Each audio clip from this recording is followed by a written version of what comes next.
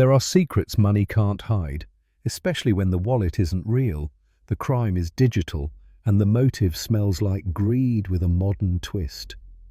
In a world of vanishing codes and blooming orchids, one man's illusion became another man's death, and only a reluctant genius could untangle the mess.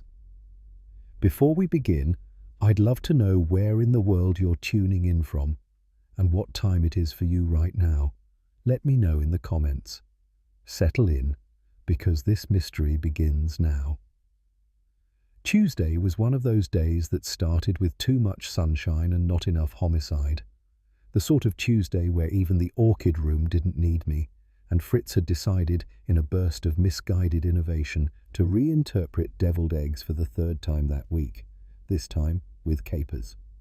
I'm no gourmet, but I know when a classic's been mugged. Wolfe was in the office chair, engrossed in the latest issue of the American Orchid Society Bulletin, surrounded by 3 unopened books on 18th century botanical forgeries. He hadn't spoken to me since breakfast, which was fine by me. His mood was the sort that made his vowels more condescending than usual, and I wasn't about to get into an argument over egg texture or soil acidity. I had just finished dusting a bookshelf that didn't need it, and was seriously considering organizing the bottom drawer of the file cabinet when the phone didn't ring and the mail didn't come. That's how bad it was. "Archie," Wolfe said without looking up, "kindly inform Fritz that this is the final offence. If he insists on violating the sanctity of deviled eggs again, I shall revoke poultry privileges entirely." Poultry privileges. Got it. And bring me the address book. The real one, not the infernal digital substitute. That was Wolfe, fighting a one-man war against the 21st century with an orchid sprayer and a sneer. I was halfway to the cabinet when it happened. The bell rang, and the day, blessedly, stopped being boring. There's a specific kind of ring that says client, not neighbour, not delivery guy, and definitely not someone selling magazine subscriptions. It's sharp, deliberate, the kind of buzz that comes from a finger carrying both money and nerves. I opened the door to find a woman standing on the stoop who looked like she'd just stepped off the front page of a luxury real estate ad. Classy outfit in dove grey, not a hair out of place, and a bag that probably had its own insurance policy. But her eyes, those were moving like she hadn't slept in 2 days and didn't plan to. "Miss Larrabee," she said, offering a hand that was cool, manicured, and trembling just slightly.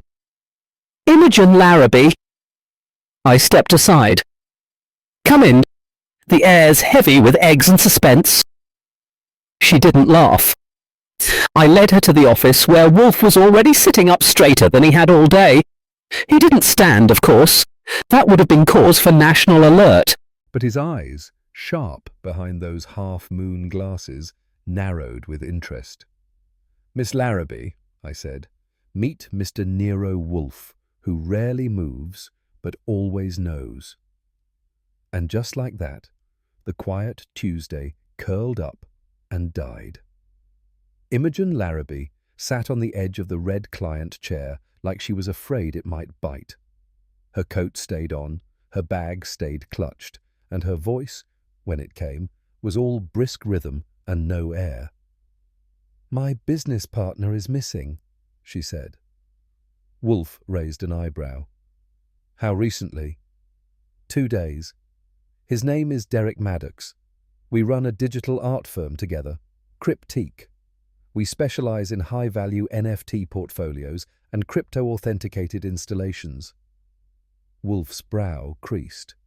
"You trade in fiction." "It's art." "That's not what I said."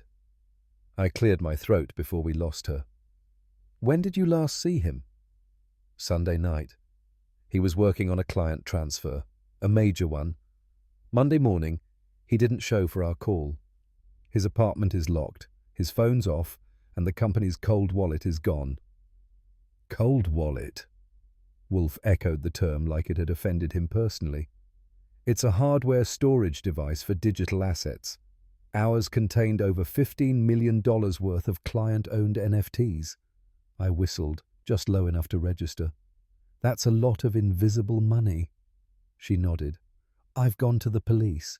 They took a report but didn't prioritize it. Derek has a reputation for being erratic. I didn't know where else to turn. Wolfe shifted his bulk and clasped his fingers. And what precisely do you expect me to do, Miss Larrabee? Find him, or find the wallet. She looked at him like she was placing a final bet. I'm not exactly a connoisseur of fine art, especially the kind that lives on a blockchain and requires 3 passwords, 2 seed phrases, and a blood oath to view. But I know desperation when I see it, and Miss Larrabee had it wrapped around her like that coat of hers. Wolfe, on the other hand, had lapsed into his favourite position. Disdainful silence. His eyes were closed, lips pursed, index fingers tapping together like he was holding an invisible tuning fork of judgment. So, I said, just so I'm following, this missing partner walked off with a wallet that doesn't have cash, doesn't have gold, doesn't even have a debit card, but does have $15 million worth of made-up internet pictures. Imogen winced. They're authenticated, scarce digital assets. Wolfe opened one eye. Mr. Goodwin's grasp of the grotesque is rudimentary, but correct in essence. I'm not saying it isn't real, I added. Just that I'd like to meet the guy who decided a JPEG of a monkey wearing sunglasses was worth more than a brownstone. I didn't come to justify the medium, she said. I came because I think something's wrong, something dangerous. Wolfe grunted. I leaned forward. Okay, Miss Larrabee, tell us the dangerous part. Imogen reached into her handbag, a sleek, steel grey number with a zipper that probably cost more than my last suit, and pulled out her phone. With the kind of hesitation that meant she'd stared at what she was about to show us a dozen times already, she handed it to me. This was the last message I got from Derek, sent Sunday night. No other texts, no calls, nothing. The screen lit up with a message that had no emojis, no punctuation, and all the bad juju you'd expect from a guy about to disappear. Don't trust the canary. The wallet's hidden where truth goes to lie. I read it twice, then a third time. Wolfe had stood up exactly once during the past week, and now he leaned forward just a fraction, which for him was a seismic shift. Don't trust the canary, I echoed. He's either been kidnapped by an ornithologist, or this is code. Imogen looked stricken. He didn't have enemies, but he did have secrets. Derek was paranoid about security. If he thought something was happening, he might have tried to hide the wallet. In a bird? I asked. Wolfe closed his eyes. Canary Drive? A term? Imogen blinked. That's his personal cloud server. Of course it is, Wolfe muttered. Naturally. I handed her the phone back. So now we've got a bird we can't trust, a lie, and $15 million doing a vanishing act. She looked at me like I was the last lifeboat on a sinking yacht. And I'll admit it, the air had changed. We weren't in deviled egg territory anymore. We were in something else entirely. I've broken tough news to Wolfe before. Murder suspects in the kitchen, reporters on the front step, Fritz out of sweetbreads. I've braved it all. But nothing, I mean nothing, compares to uttering the word crypto within 10 feet of his chair. I had barely made it back to the office with Imogen's permission to relay the story when the storm began. Wolfe, enthroned behind his desk and polishing his glasses with the disdain of a man preparing for war, listened for exactly 43 seconds. Then came the thunder. Confound it, Archie! Cryptocurrency, blockchain, cold wallets. Has the entire civilization abandoned sense? He was on his feet, which for Wolfe was the intellectual equivalent of DEFCON 1. His voice boomed like a tenor in a rage. Do you mean to tell me that a grown man has vanished in possession of invisible money? That's the gist. He pointed a finger in the air like he was summoning an old god. Monetary abstraction is one thing. This is metaphysical vandalism. You asked what the client wanted. I asked for cases, not for gibberish culled from a lunatic manifesto on digital alchemy. I let him go on. Sometimes he just needs to evacuate the room of dignity before he can think clearly. When his voice finally settled back under the Richter scale, cleared my throat. Wolfe, she didn't just bring you a buzzword. She brought you 15 million reasons to be interested. His eyes narrowed, not with approval, but not with dismissal either. Score 1 for the buzzword. Just when Wolfe was about to launch into another opera about the death of reason, Imogen Larrabee glided back into the room with the kind of poise that said she was used to boardrooms and breakups in equal measure. Without a word, she reached into her bag and produced a check. Not just any check, a cashier's check, thick and glossy like a gold bar pressed flat. She placed it on Wolfe's desk with the reverence of a priestess laying an offering at the altar of a very judgmental god. $50,000, she said, as a retainer. Wolfe blinked once. His nostrils flared. I could practically see him cataloguing his moral outrage, filing it alphabetically, and shelving it for later. I presume, he said slowly, this is in American currency, not in some dog coin. US dollars, she confirmed. Liquid, traceable, taxed. Wolfe grunted. I took the check and examined it for forgery. Not that it would have helped. But it gave me something to do while the air grew thick with shifting principles. You said your partner may be in danger, Wolfe murmured finally. Yet you wait 2 days and come to me. I thought he was hiding. Now I think he's gone. Wolfe stared at the check as if it had insulted his orchids. But he didn't push it away.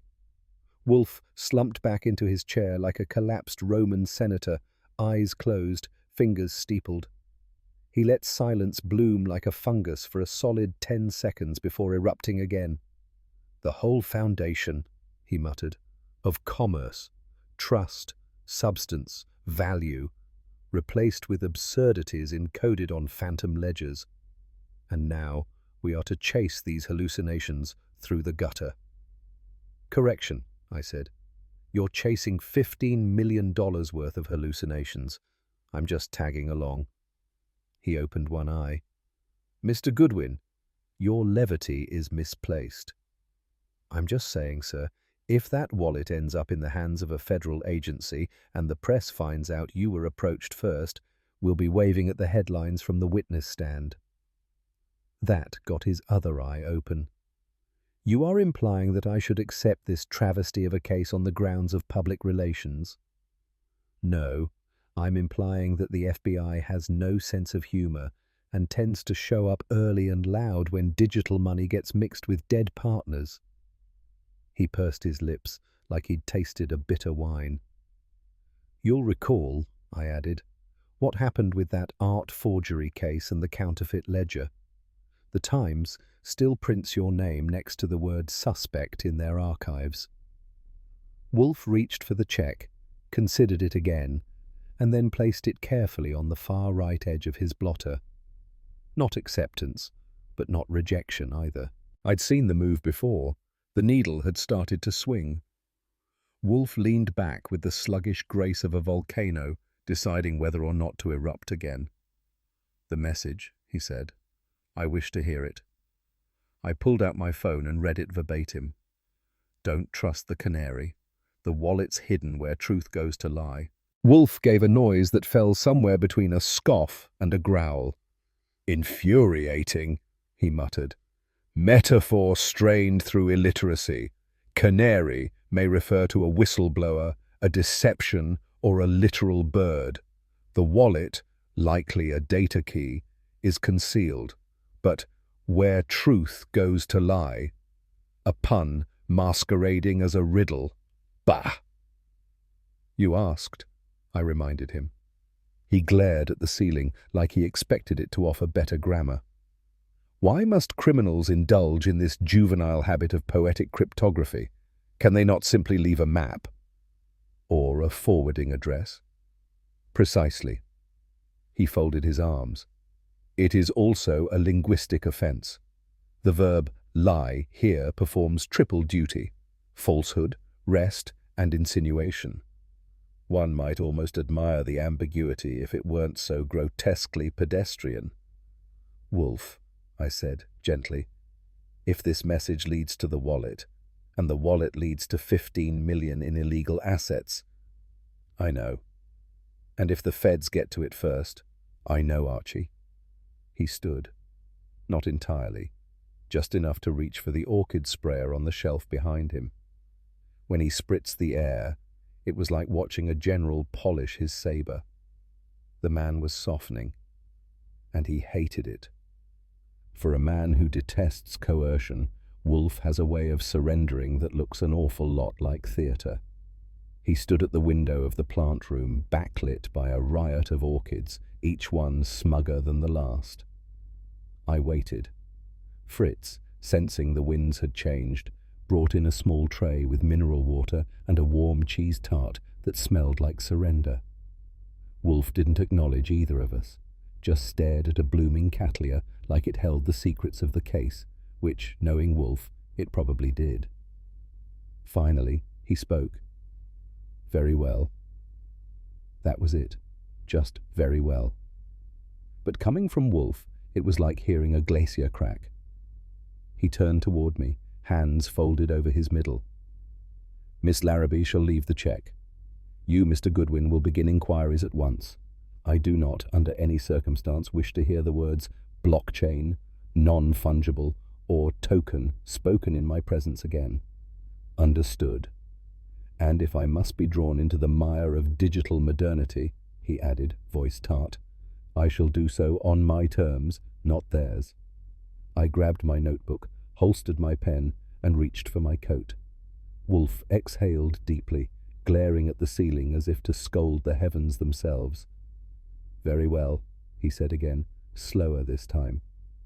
Mr. Goodwin, collect your hat. If truth is hiding, we shall dig. If you've never had the pleasure of wandering into a high-end digital art gallery in Tribeca, don't worry, I've suffered it for you. Cryptique, where Derek Maddox and Imogen Larrabee peddled their blockchain-branded curiosities, sat wedged between a cruelty-free espresso bar and a boutique that sold artisanal paper clips for $30 a jar. The entrance was a 10-foot wall of glass that screamed exclusive, and the interior was less of a space and more of a curated vacuum. Track lighting hung like modern chandeliers, spotlighting panels of glowing, ever-shifting art that danced and dissolved like fireflies on ecstasy. The walls were bare, the silence intentional, and the air, I swear, was imported. I stepped inside and was greeted by a minimalist reception desk made of what looked like recycled moonstone and pure attitude. A lean guy in a black turtleneck glanced up at me with the mild disapproval reserved for men who don't arrive in driverless town cars. "Help you?" he asked, already hoping the answer was no. "I'm here to see Miles Torson," I said. "Archie Goodwin. I represent Mr. Nero Wolfe." The name didn't register with him, or maybe it did, and he'd been trained to look bored by everything, including fires and subpoenas. "Up the stairs, second floor. He's in the war room." Whatever that meant, it didn't sound friendly. Miles Torson had the kind of handshake that came with dental whitening and a sponsored podcast. He was tall, bronzed, and wore a suit so tight it looked like it had been applied with a spatula. His hair had volume, his shoes had shine, and his voice had the buttery arrogance of a man who'd once been on a panel at Davos and wouldn't let you forget it. "Archie Goodwin," he said, like he was reading my name off a tech sheet. "Nero Wolfe's secretary?" "Legman," I corrected. "Right. You're here about Derek." "That's the rumor." We were seated in what he called the war room, a glass cube filled with empty champagne flutes, mood lighting, and a touchscreen coffee table that probably cost more than Wolfe's entire orchid collection.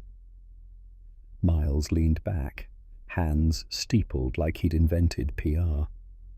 Derek's a brilliant mind, visionary, a little erratic, sure, but visionaries are erratic.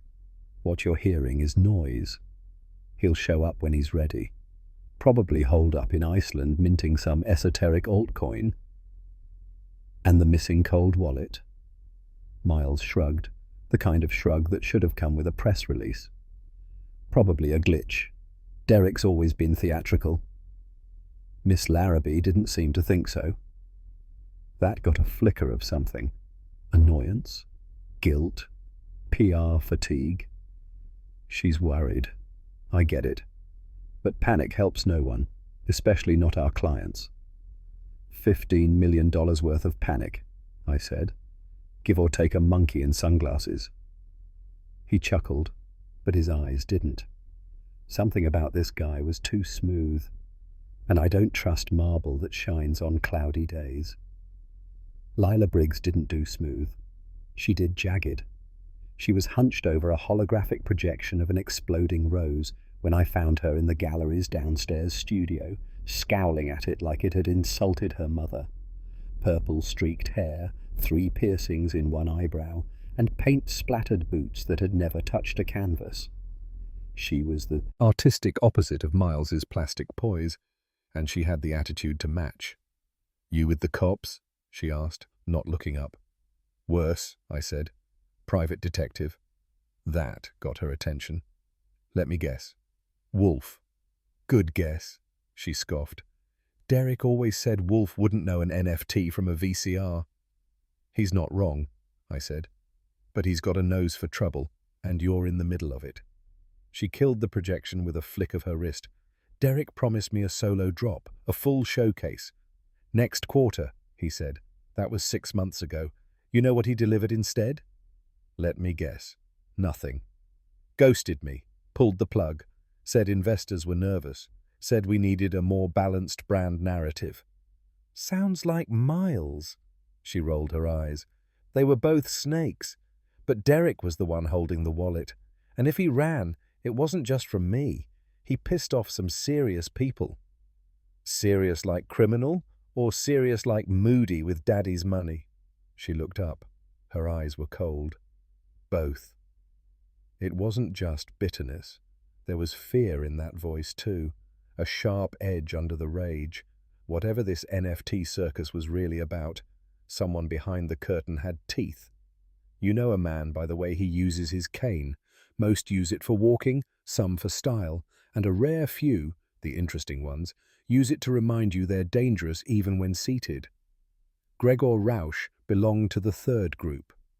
He was parked in a corner office of the gallery's upper floor, surrounded by LED-lit frames and a mahogany desk that had no business existing in a room this modern.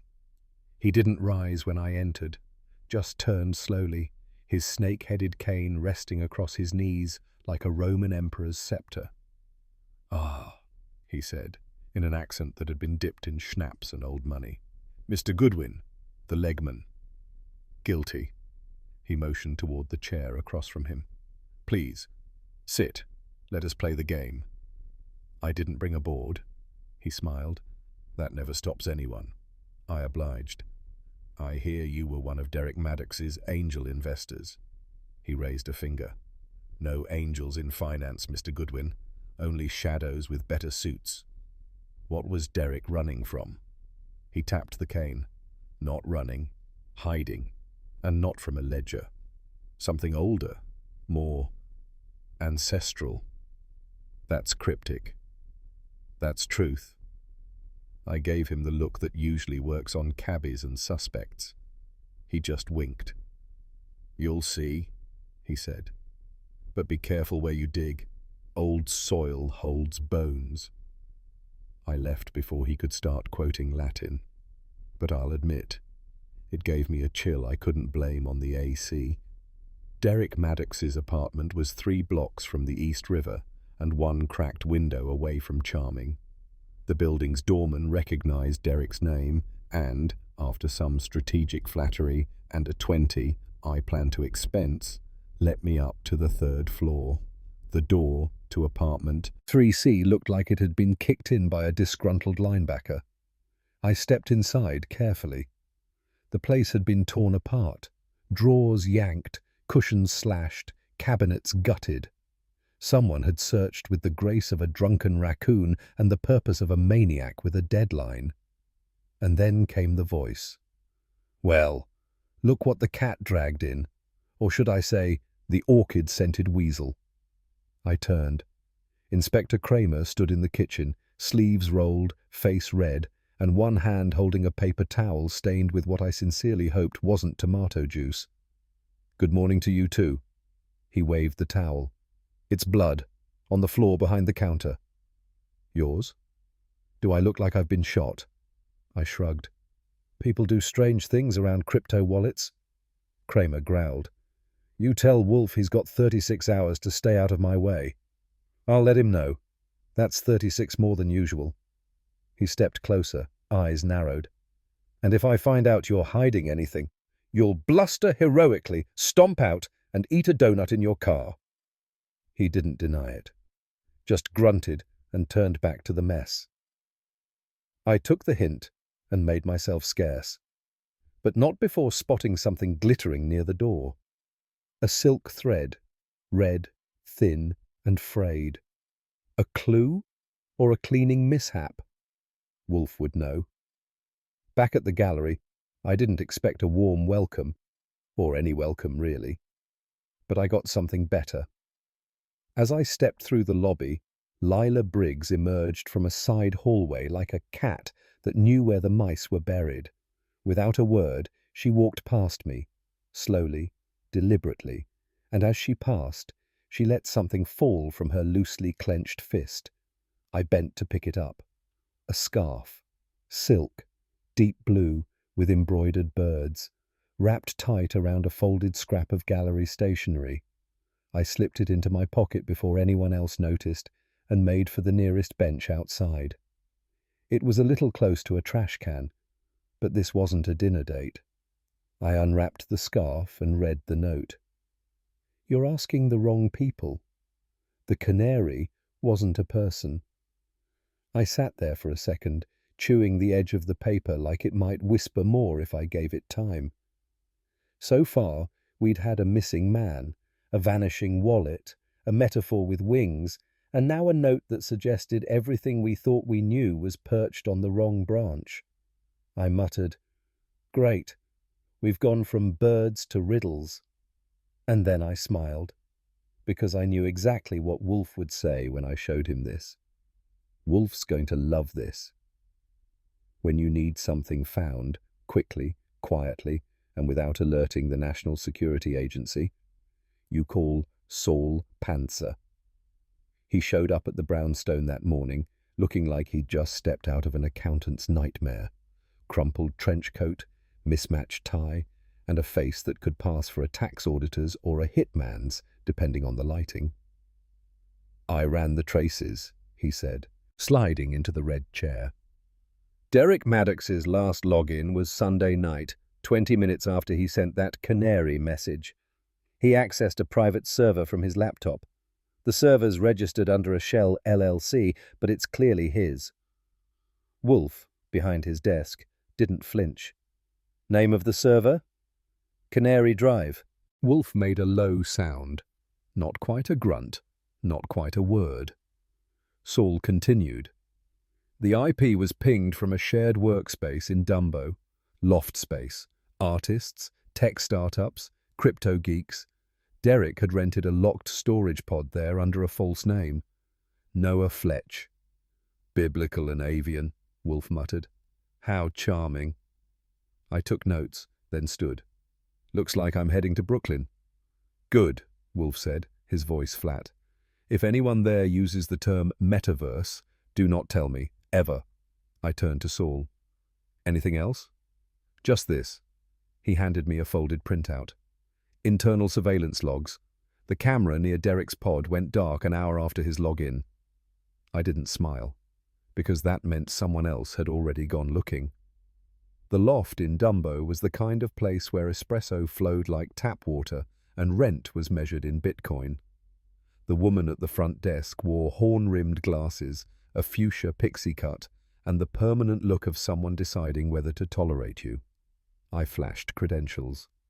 Wolfe's name didn't help, but mine did. Apparently, someone in the building had a cousin who still read paperbacks.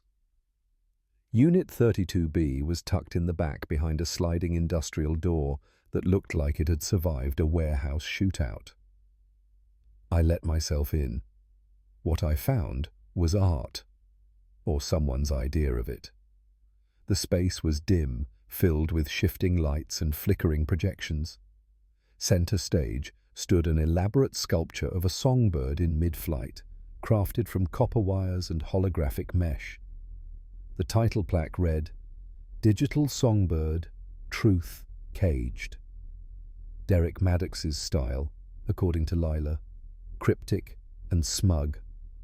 What wasn't smug was the body slumped behind the pedestal. Male, Asian, late 20s or 30s, wearing a navy hoodie, blood pooling under his left shoulder, dead as last week's headlines. I didn't need a forensics team to recognize the name. The face matched the LinkedIn profile I'd skimmed the night before. Damon Chung, crypto security specialist, wallet architect, known associate of Derek Maddox. He was supposed to be the guy who built the safety net. Now he was the warning sign. And something about the way he fell, almost kneeling, gave me the feeling he hadn't come here to fight. He'd come here to talk.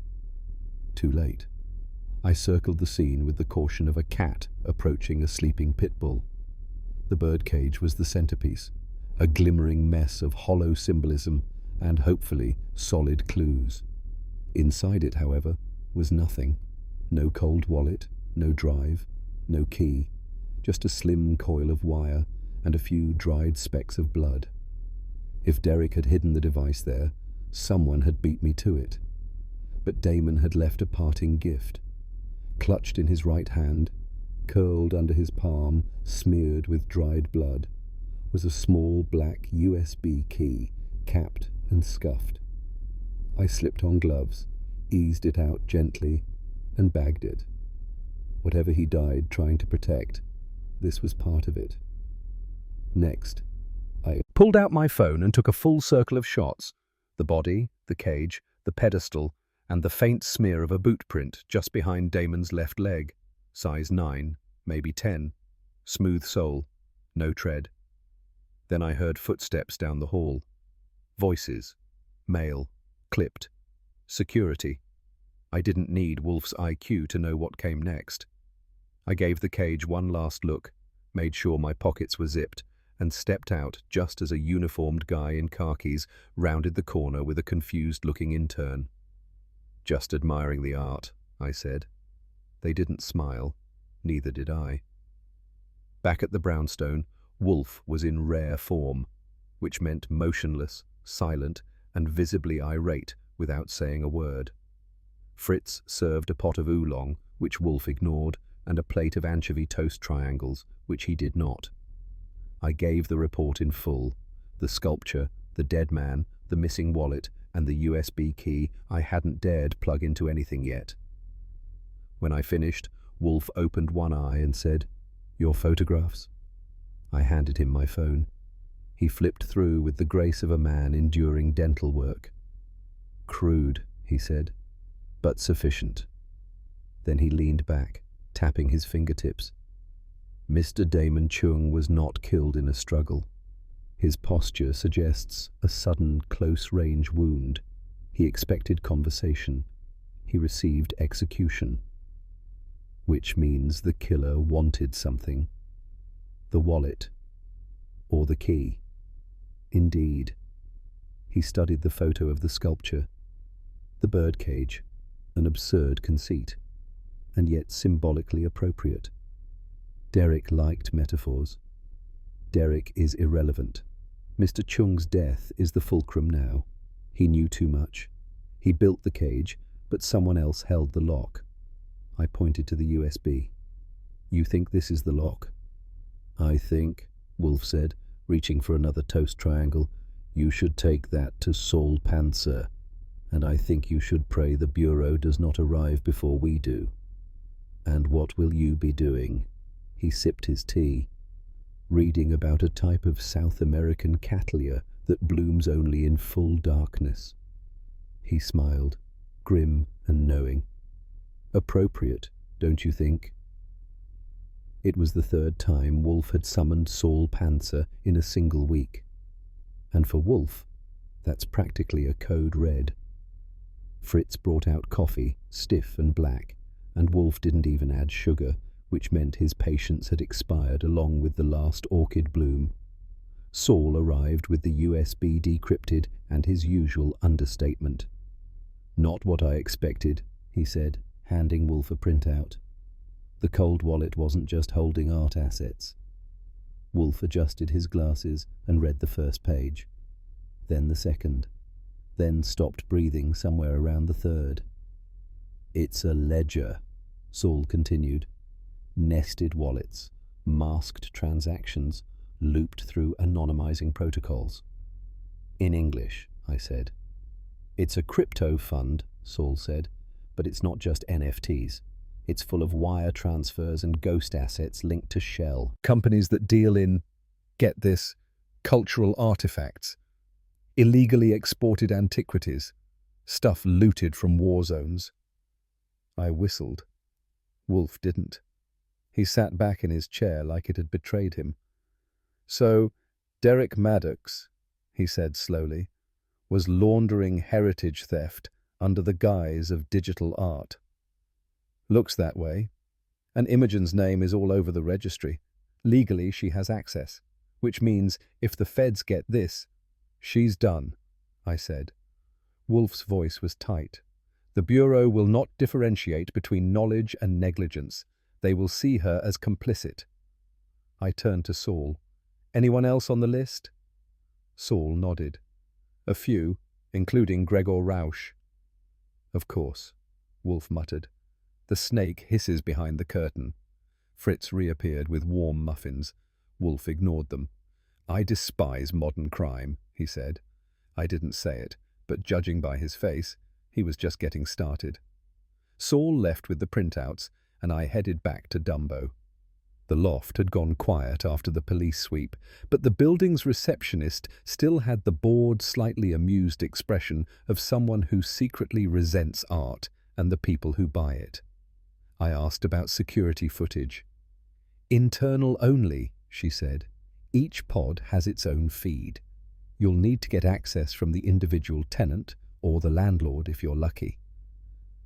Lucky I wasn't, but stubborn I was. 20 minutes and one phone call to a slightly intimidated facilities manager later, I was back in their security room with a USB stick of my own. The feed showed Unit 32B. Timestamp, Sunday night. Time of death window. I fast-forwarded. Empty corridor. A flicker. A figure.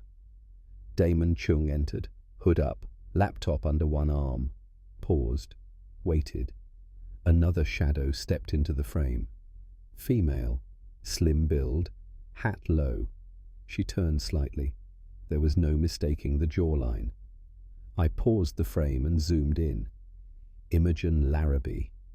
I stared at the image like it owed me rent. She wasn't supposed to be there. Not according to her version. She had said she hadn't seen Damon in over a week. Either she forgot this meeting, or she didn't want us to know. Back at the brownstone, I dropped the image onto Wolfe's desk.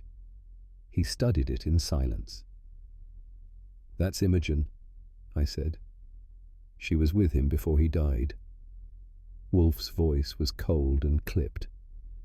Then either she lied, or she is next. You never want to confront someone who looks better than you when they're guilty. It's distracting.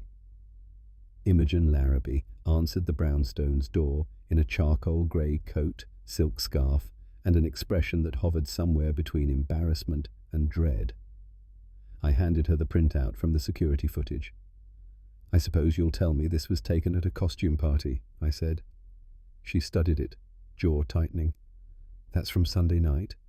You tell me." She didn't blink. "Yes. I went to meet Damon. He messaged me, said he had something important." "Something about Derek?" "Funny," I said. "You told us you hadn't seen him in over a week." "I didn't think it mattered. I left before anything happened." "Before he got shot?" Her eyes flashed. "I didn't know he was dead until you told me." "Then why lie?" She hesitated. Then, "Because I thought if I told you I met him, I'd look like a suspect. And I'm not. I didn't kill Damon." "You sure you're not trying to kill the truth? Because it's gasping for air." She slumped into the red chair like someone had cut the strings. "I wanted to ask him if Derek had stashed the wallet somewhere. He said he didn't trust the people Derek had been dealing with. He told me to be careful, that's all." "Did he mention a buyer?" She shook her head. "No names, just danger." Wolfe, from the next room, called out, "Mr. Goodwin." I turned to go. Imogen didn't stop me, which told me something. Whatever she was hiding, it was scaring her more than us. When Wolfe wants someone followed, he doesn't call the police. He calls Fred Durkin. Fred arrived at the brownstone with his usual quiet competence and a new scuff on his right shoe, which meant he'd already been working before I dialed him. Wolfe didn't offer him a chair, only an instruction. "Follow Gregor Rausch, discreetly. If he so much as tips a waiter, I want to know what was served and how much he left." Fred nodded. "Understood. Do not confront. Do not engage. And if he leads you to a dead end, I want the architecture of that alley." With Fred dispatched, I settled into my usual perch across from Wolfe. He was massaging his temples like the orchids were giving him migraines. An hour later, Fred called. "He's at a place called Le Sphinx," he said. "Private club in the West Village. Red lighting, gold curtains, the works. Not his usual scene." "Alone?" "Went in solo. Not anymore. He's with Miles Torson. They're sitting in a corner booth, leaning in close." "Arguing?" Fred made a noise that sounded like a smirk. "Laughing. Toasting." "To what?" "Couldn't hear. But it wasn't the Knicks, I'll tell you that." I hung up and looked at Wolfe. "Torson and Rausch," I said. "They're not rivals. They're drinking buddies." Wolfe snorted. "They are conspirators." He wasn't smiling, and neither was I. I'm not fond of velvet chairs or overpriced bourbon, but I'm fond of answers, and Le Sphinx had both.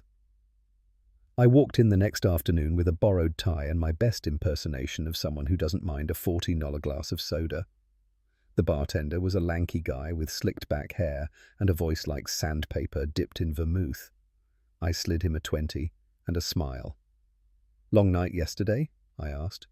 He eyed the bill. "Depends who's asking." "Let's say someone who appreciates a good toast, the kind with snake canes and tailored suits." Recognition flashed. "Rausch and the PR guy?" "That's them." He pocketed the bill. "They weren't arguing, if that's what you're hoping. They were celebrating." "Celebrating what?" He poured something for a man down the bar before answering. "Couldn't say. But the old guy, Rausch, handed over a folded envelope. Torson pocketed it like it was his birthday. Cash? Too flat. Paperwork. Contract, maybe. Anything else?" The bartender leaned in. "Rausch said something about the storm passing soon, and Torson said, 'Let's enjoy the calm while it lasts.'" Then they clinked glasses. I tossed in another 5. "You didn't hear that." I didn't hear it twice. Outside, I pulled out my phone and texted Wolfe. Rausch handed Torson something. They toasted like partners. said the storm was almost over. Wolfe's reply came 10 seconds later. Then, let us be thunder. The delivery came at 10:02 a.m., right between Fritz's plum tart and Wolfe's second cup of oolong. I answered the door and found a kid in a tan uniform holding a white box with the kind of delicacy usually reserved for explosives or lawsuits. "For Mr. Nero Wolfe," he said. "Hand-delivered, no sender listed." Wolfe was in the plant room. I brought the box in and set it on his desk like it was a coiled cobra. Fritz hovered in the doorway, drying his hands with visible concern. Wolfe emerged, towel over his shoulder, eyes narrowed. "What is that?" "Not what. Who? It's addressed to you." He examined it for traps, metaphorical and otherwise, then opened the lid. Inside, a single Cattleya orchid, fresh, vibrant, too vibrant. And beneath it, a card. Wolfe read it aloud.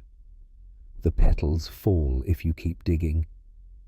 Fritz gasped. "That is a threat, in an orchid box." Wolfe's nostrils flared. "An insult!" "To your safety," Fritz said, appalled. "To my horticulture," Wolfe corrected, voice low and lethal. "This is a Cattleya trianae, an exquisite specimen. To use it as a prop for intimidation." "You want me to have Saul trace the delivery?" I asked. Wolfe shook his head. "No. The sender already knows I've received it. The message is clear." "And the message is?" He looked at the bloom and smiled grimly. "That I am closer than they'd like." He tapped the flower once, gently, and turned to his desk. The gloves, figuratively speaking, had come off. If there's one thing that shakes Fritz Brenner worse than undercooked veal, it's a desecrated orchid. After Wolfe read the note again, aloud, as if daring it to explain itself better, Fritz clutched his apron like a widow at a wake. "This is sacrilege," he said, "to send a Cattleya in a box like that, with a threat inside it." "I agree," Wolfe said, rising, yes, rising, from his chair. "It is a vulgarity, an affront, an indecent blending of criminality and botany." "Shall I call the florist?"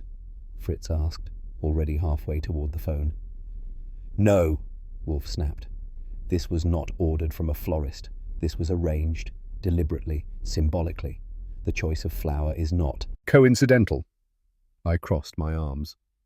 "So we've got an anonymous sender who knows you well enough to insult your two greatest passions, privacy and orchids. That's not just a threat. That's someone who wants you rattled." Wolfe's eyes flashed. "He shall regret it." I nodded. "Then we're close." Wolfe turned sharply. "No, not close. We are now in the way." Which, as any professional will tell you, is the most dangerous place to stand. The next morning began with Fritz's raspberry jam and ended with a phone call that nearly took the wallpaper off the walls. "Gone?" Wolfe repeated, voice dark and disbelieving. "She's not answering her phone, not at her apartment," I said, pacing the office. "I checked with the doorman. She left late last night, said she had a meeting, never came back. No forwarding info, no suitcase seen, just vanished." Wolfe slammed his palm on the armrest. "Foolish woman." "You think she ran?" "I think she panicked, or she was made to panic." Before Wolfe could start theorizing about accomplices, threats, or last-minute flights to Buenos Aires, the doorbell rang, and we both knew it wasn't a social call. I opened the door to find Inspector Kramer in all his growling, cigar-chewing glory. His coat flapped behind him like an angry flag, and his expression promised thunderstorms. "You've got some nerve," he barked. "You had her. You had her, Wolfe." Wolfe didn't rise. "Inspector," Kramer pointed a meaty finger. "She's gone, and now I've got a crime scene with a dead body, a missing crypto wallet, and you in the middle of it like a fat spider in a web made of lies. Colourful, Wolfe murmured. "I'm issuing a warrant. If she shows up, she's a suspect. And if you're hiding her—" "I am not," Wolfe interrupted coldly. "But your bluster would be more convincing if your evidence extended beyond volume." Kramer turned to me. "You? I'll have your license pulled if I find out you knew she skipped." I spread my hands. I was too busy being threatened by orchids. He stormed out, smoke in his wake. The silence after he left was deafening. After Kramer's performance and Imogen's vanishing act, I figured it was time for a reset. And when that happens, I go back to the pictures. Not the modern stuff, the old kind.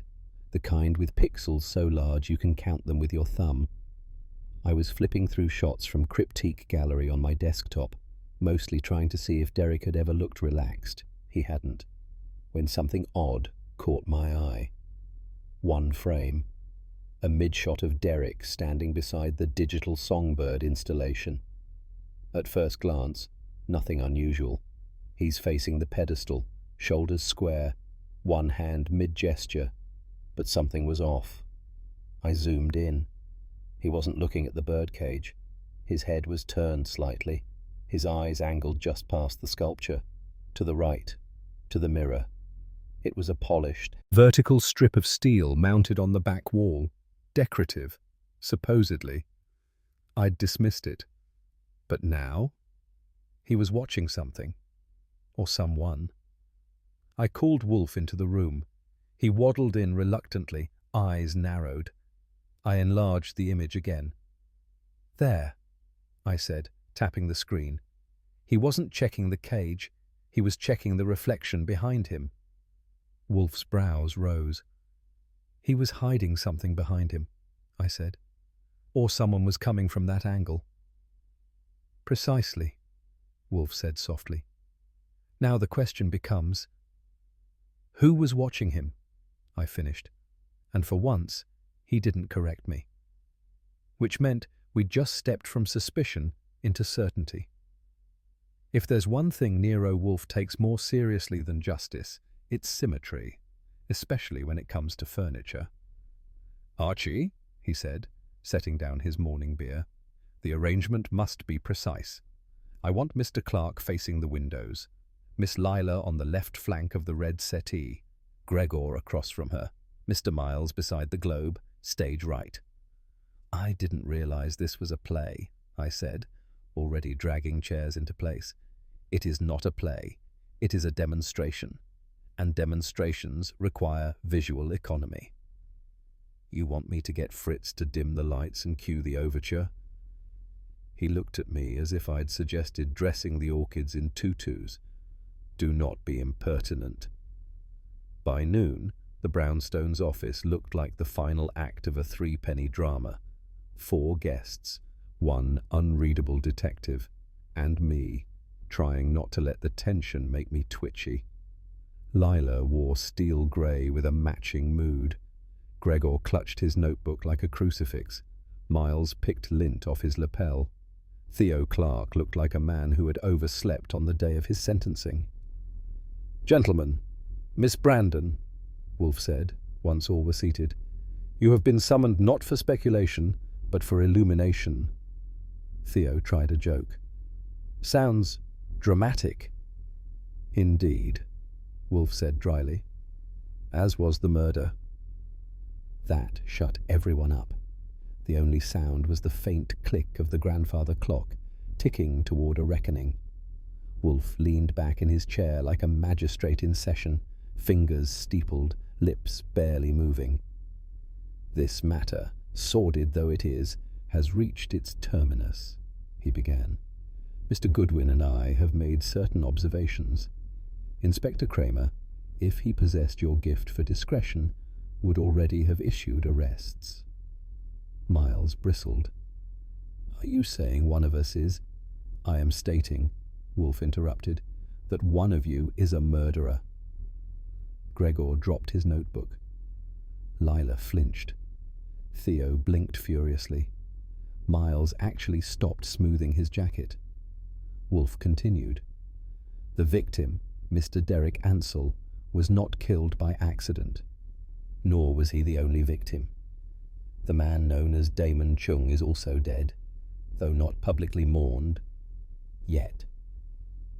Theo stood. You can't.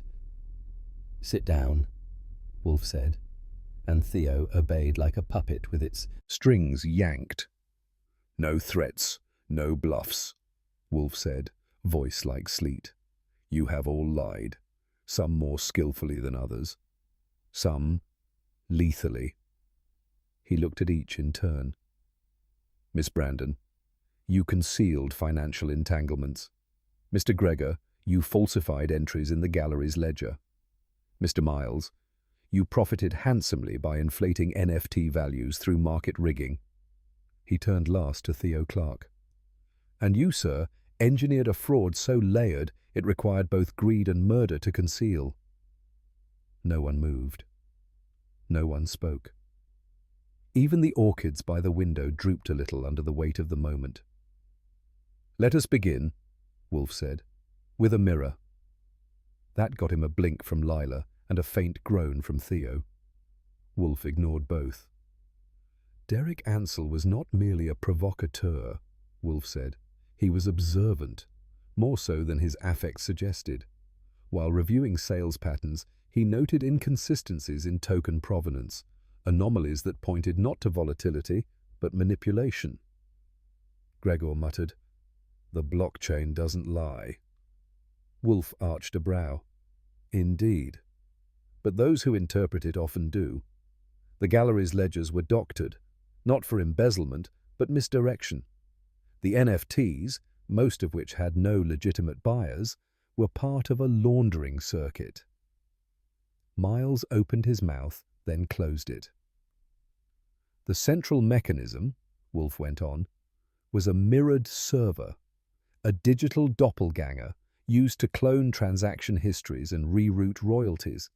It allowed Mr. Clark to list assets, sell them to ghost accounts he controlled, and then mask the origin with fake buyers.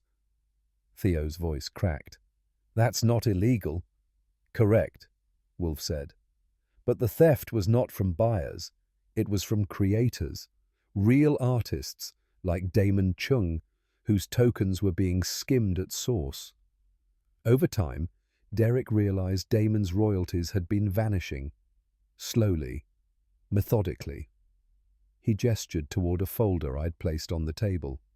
Inside, screenshots, transaction logs, and one photo from the Cryptique gallery, the one with the mirror. In that photo, Wolfe said, Derek isn't admiring the art. He is verifying the reflection to see who was behind him. He turned toward Theo, who had gone pale. And it was you. Theo was sweating through his collar now. Wolfe, meanwhile, was as still as a carving on a tomb. Derek confronted you, didn't he? Wolfe asked. He realized you'd been siphoning Damon's funds, skimming his wallet into one you controlled. Theo said nothing. You thought you could bluff him, but Derek wasn't bluffable. So you panicked, and worse, you improvised. Wolfe's tone dropped, like a slow knife sliding into velvet. Damon Chung hadn't died in an alley mugging, as you claimed. He died in your shared co-working space. You invited him for a meeting. You shot him with a Glock 43, we believe, and stored the body in the utility alcove until nightfall. Lila looked sick. Miles just stared. Gregor stopped breathing. You removed his wallet. You assumed it would be encrypted, but Derek had the master key, and that, of course, was your next problem. Wolfe gestured slightly, and I placed a small evidence bag on the desk. Inside, a USB key, found tucked in the lining of Derek's scarf. You lured Derek to the gallery under the pretense of a reconciliation, but he had already figured you out. He wasn't watching the birdcage, he was watching you. Wolfe paused. And you saw the knowledge in his eyes. That's when you followed him into the storage corridor and silenced him. Theo finally spoke. You can't prove that. I don't have to, Wolfe said, but Inspector Kramer will. I stood and nodded toward the hallway. Speak of the devil. The doorbell rang. Wolfe said, "Ah, right on time." Wolfe hadn't moved, but his eyes glinted like a trap just about to snap shut. I cleared my throat. "With your permission, boss?" He gave a solemn nod, which, in Wolfe speak, was the equivalent of rolling out a red carpet and hiring a brass band. I produced a slim playback device, something Saul Panzer had liberated from the airwaves the day before. I clicked it on. The voice that filled the room was unmistakably Gregor's, smooth, cultured, with just enough smug baked in to qualify as artisanal. 6 figures. In crypto or fiat, makes no difference. The wallet has metadata linked to the original Chong drop. That makes it priceless to collectors. Don't tell me how you got it. I don't want to know. The room went still. Gregor's jaw came slightly unhinged. Lila stared at him as if he'd just crawled out from under her heels. "I was conducting an appraisal," Gregor croaked. "A business contingency." Wolfe's brows lifted. "That recording, Mr. Gregor, predates Mr. Ansell's murder by exactly 2 days. I surmise you were under the impression the wallet was illicitly acquired, not that it came with a corpse in tow. You are fortunate that poor judgment is not, as yet, a crime." Gregor sank lower in his chair than his spine should have allowed. I leaned back. "You sure you don't want to renegotiate the offer? Maybe throw in a toaster?" That earned a small, strangled noise from Theo, the kind that sits between a laugh and a scream. We were getting closer. It was Wolfe who cracked it, as usual. "She is not fleeing culpability," he'd muttered, around mouthfuls of roasted fennel. "She is fleeing proximity to Theo Clark." The moment he said it, I knew he was right. I called Saul, gave him the parameters, and sure enough, 26 hours later, I was knocking on the peeling door of a Route 17 motor lodge with all the ambience of a swamp at noon. Imogen Ansell opened the door wearing oversized sunglasses and a hoodie that could have fit 3 of her. She held a toothbrush like it might be used in self-defense. "You brought the cops?"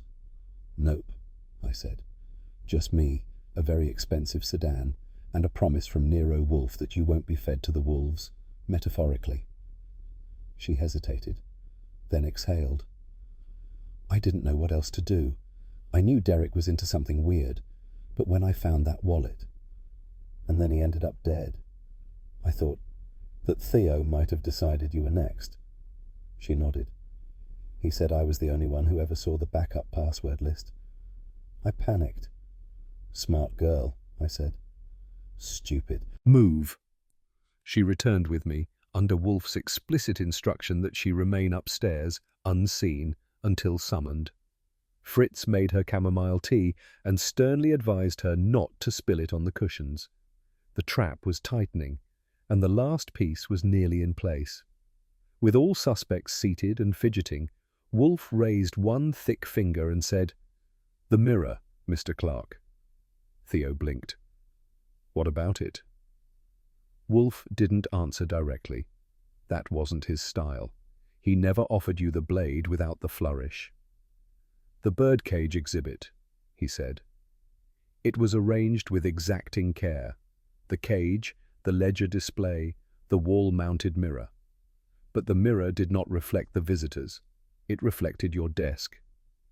Theo frowned, the gears turning, slowly and reluctantly. "You staged the wallet for Imogen to find," Wolfe continued. "Placed it just so on the desk behind you, knowing the mirror would catch its glint. A visual breadcrumb, to draw her in and make her believe it was all her idea." Gregor looked appalled. Lila stiffened. "It was a trap," Wolfe concluded, "and Imogen stepped right into it." Theo swallowed hard. His fingers twitched. "You wanted her to take the bait, discover the wallet, panic, and vanish. It would buy you time, and if suspicion fell on her, so much the better." The room held its breath. "And that," Wolfe said, was your final miscalculation. Theo's voice cracked first. No, you don't know. You weren't there. Then came the sweating, then the trembling, then the words. He threatened me, Theo shouted. Derek said he was going to publish everything, that I'd be ruined, disbarred, thrown to the feds. He was smug. He thought I'd beg, but he didn't know what I'd done. You shot him, Wolfe said tonelessly. Theo slumped forward like a puppet whose strings had been sliced. Right then, like a cue from the gods of timing, the front door slammed, and the unmistakable growl of Inspector Kramer's voice barreled down the hall. Goodwin, if this is another one of Wolfe's circus acts, I swear to... He burst in, saw Theo crumpled in guilt, saw Wolfe sipping beer with one eyebrow raised, and let out a long, slow exhale that could have peeled paint. Figures, he grunted. I was just starting to enjoy my day. Wolfe nodded toward Theo. He's yours, Inspector, though I recommend a handkerchief. Kramer cuffed Clark, shook his head, and muttered, Someday, I'm going to raid this place just for spite. And lose, I said helpfully. Kramer shot me a glare and dragged Theo out like a bag of laundry that had insulted his mother. Wolfe passed the infamous wallet to Kramer with 2 fingers, like it might leak data. You will find its contents enlightening, he said, but I require your word that Miss Ansell shall not be further harassed. Kramer grunted. We'll see. Depends on the DA. Wolfe frowned. Unacceptable. Kramer glared, then relented. Fine. She's a witness, not a suspect. Happy? Ecstatic, Wolfe said, without a molecule of joy. After they'd gone, Wolfe rang for Fritz and declared, I shall now have veal and silence. Fritz arrived with the veal. The silence arrived shortly after, broken only by the sound of Wolfe chewing, and me wondering if there would ever be a case that didn't end with threats, orchids, and indigestion. But I wouldn't bet on it. After Theo was cuffed and Kramer had marched off in a huff like a bear denied lunch, I expected Wolfe to retreat to the orchid rooms and spend the next 2 days pretending humanity didn't exist. But instead, he remained seated in his oversized throne, fingertips pressed together in that pyramidal pose that means trouble for the uninitiated and digestion for the rest of us. He spoke without opening his eyes. Mr. Goodwin, the modern obsession with ephemeral currencies, these tokens that do not jingle, these ledgers that reside in purgatories of code, is nothing short of collective psychosis. Yeah, I offered. But at least you can't misplace a crypto wallet behind a birdcage, or get shot over it. He opened one eye. On the contrary, one may get shot over any delusion, particularly one garbed in the costume of financial sophistication. The greater the absurdity, the more zealously it is defended. I leaned back in my chair. So you're saying the motive wasn't greed? It was digital hallucination? He grunted. It was both. Mr. Clark's theft was fueled by classic avarice, made fashionable by technological abstraction. The man skimmed with the elegance of a pickpocket at a charity gala, but it was still theft.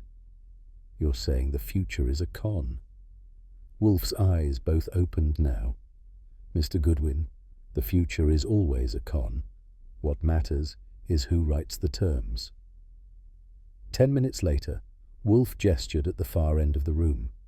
I followed the line of his pudgy index finger to one of the Cattleya orchids.